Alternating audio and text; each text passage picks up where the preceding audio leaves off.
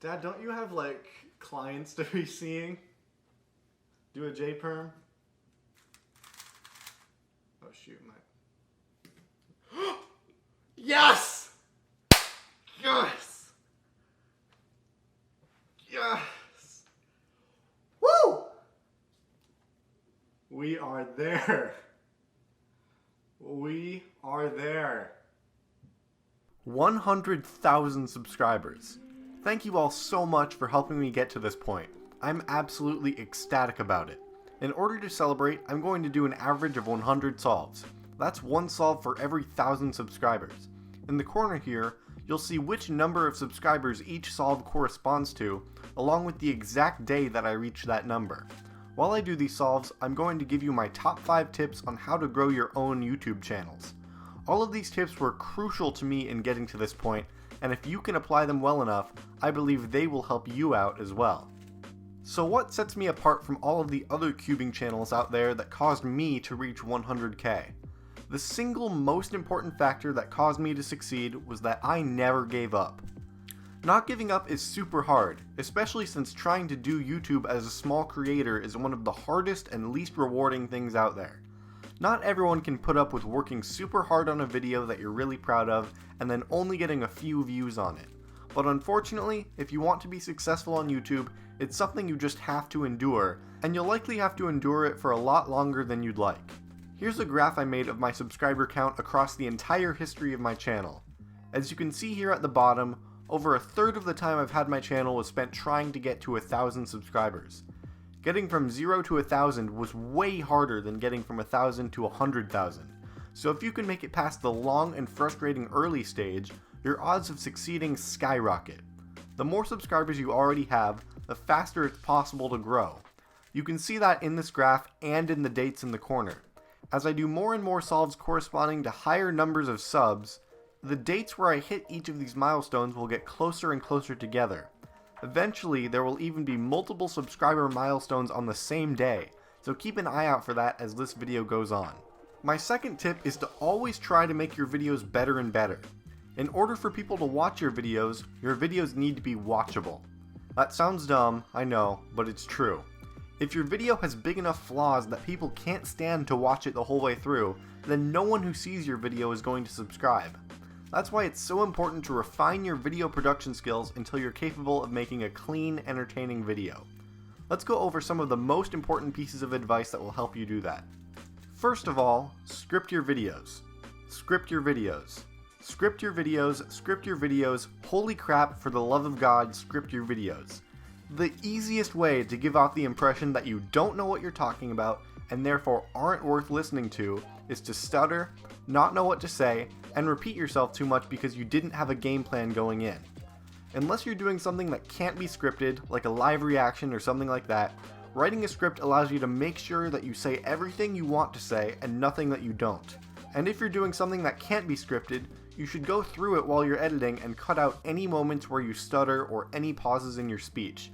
If you can't plan ahead with what you want to say, you can at least make sure that the audience only sees the interesting parts.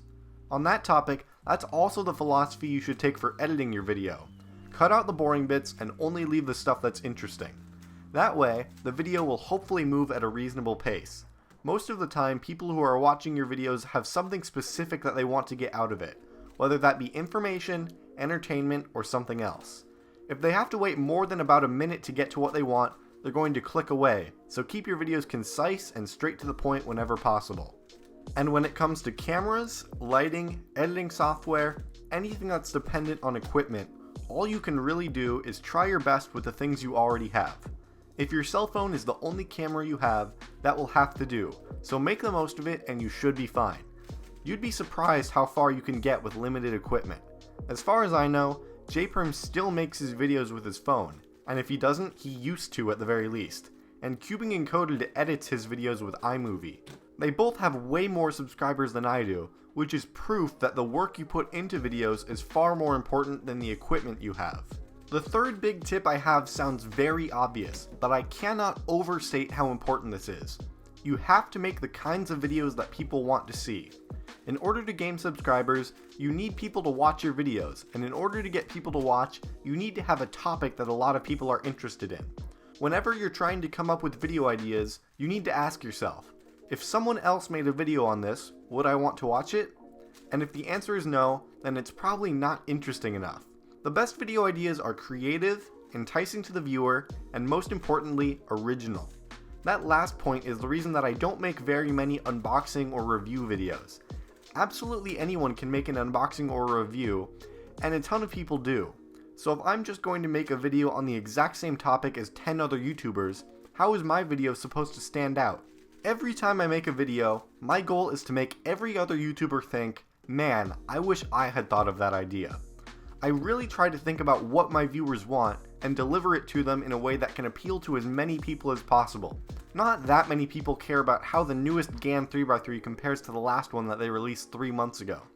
A lot more people care about being able to solve their own cubes faster, or seeing what it takes for a really fast solve to happen, or even just seeing fast solves happen in interesting ways.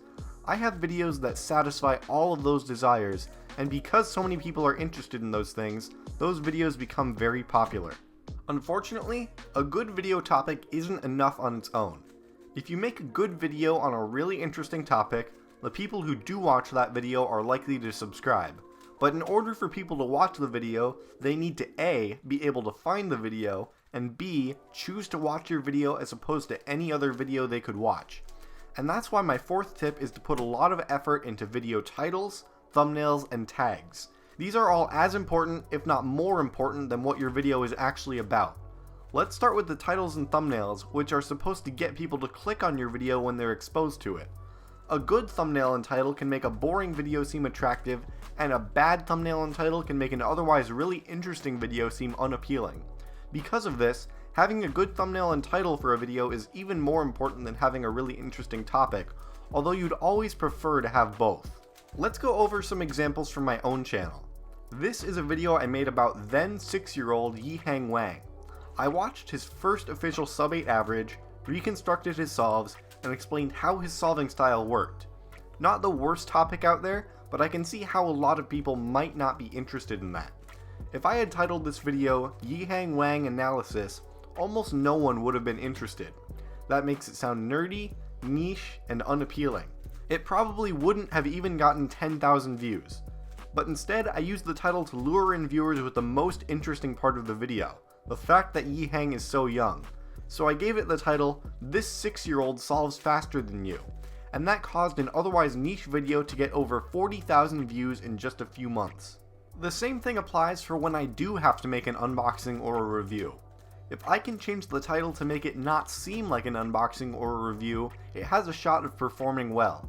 So when I unboxed the Dian Guhong V4M, which I loved at the time, instead of calling the video Dian Guhong V4M Unboxing and Review, I called it This $15 Cube is My New Main, and bam, 50,000 views in a few months.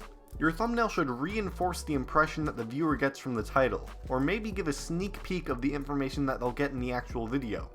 Going back to the Yihang Wang example, I used a picture of him front and center in the thumbnail specifically because I wanted to reinforce the idea that this is a 6-year-old doing super fast solves. That's the only thing I wanted to get across, so that's all I needed. No text, nothing else that's too fancy. Just a close-up picture of him, and then a picture of him in the middle of a solve. Another thing I really like to do is make the title and thumbnail work as a pair. Sometimes you can leave your title intentionally vague, and then the thumbnail can provide the missing information that the viewer needs. For example, look at this video, The Worst Way to Solve a Rubik's Cube. What am I doing in the video? And why is it the worst way? The thumbnail answers one of those questions. It's the worst way to solve a Rubik's Cube because solving the cube this way took 26 minutes and 4,000 moves. But I don't give away everything here. If you want to learn what I was doing to solve the cube in such a terrible way, you'll have to watch the video. Here's one more example of that idea. One of my most recent videos is called My Favorite Cube Has a Huge Problem. There are two natural questions. What cube am I talking about, and what's the problem with it? To figure out what the cube is, you have to watch the video, but you can see what the problem is in the thumbnail. The pieces are breaking. Those are the thumbnail strategies I use, but in terms of style and things like that, it would be best for you to come up with your own original style. I've gotten to the point where people can tell what a BrodytheCuber thumbnail looks like without having to look at who made the video. you should strive for that level of originality as well. So that's getting people to click on your videos. In order for people to be able to find your video, that's why you need to use tags. Let me show you what successful use of tags looks like. When you look up how to get faster at 3x3 in the YouTube search bar, 3 of the first 10 videos that show up are mine, including the very top one. Why is that? Because it has a lot of views, which is something that you can't control, and because I put how to get faster at 3x3 in the tags, which you can control. On each and every video you post, you want to include tags for anything that someone could possibly look up that indicates that they're interested in that video. That way, your video is as likely as possible to appear to someone who might be interested in it. Unfortunately, like I mentioned earlier, the amount of views that a video has plays a role in search results as well. If you try to make a video about how to get faster at 3x3 and you only have 300 subscribers, it's going to be almost impossible for you to compete with videos by more established creators. So the smaller your channel is, the more specific you will need to be with your tags. As you get more and more well known, you'll be able to compete for the prime tag real estate with much more general searches. And the last thing that I did that was super helpful in growing my channel was that I got lucky. I don't like having this on the list of tips to grow your channel, but honestly, it's the truth. Getting as far as I have takes a lot of good luck, and I'm not just talking about how I'm lucky because YouTube recommended some of my videos a lot and they got popular. That's definitely luck, but there's also plenty of skill involved there. On the other hand, the situation I was born into was complete luck. I'm lucky that I have parents who have always been supportive of my cubing and of me spending so much time making videos. I'm lucky that I didn't have to get a job to support myself as a teenager, which meant I had more time to spend on making videos. I'm lucky that I've always had a computer available in my house to use for editing. I'm lucky that I have relatives who could afford to buy me a fancy camera to use for making videos. I didn't do a single thing to earn any of those things, and I'm no more deserving of those things than anyone who doesn't have them. And I can all but guarantee that if I didn't have most or all of these advantages, I would not be where I am today. I don't want to discourage anyone from trying to succeed on YouTube, but it would be dishonest of me not to mention that for a lot of people, reaching my level of success is going to be a lot harder than it was for me by no fault of their own. So no matter who you are or where you're from, I wish you good luck in becoming successful on YouTube. Whether you end up getting 2 subscribers or 2 million, I hope you enjoy the ride. So thank you guys so much for watching this video, and thank you so much for helping me get to 100,000 subscribers. If you're somehow not subscribed yet, make sure to do that, because I'm going to be making a ton more videos in the near future. I'll see you guys later, and I hope you have a great day. This is Brody signing out. Enjoy the rest of the 766 average of 100.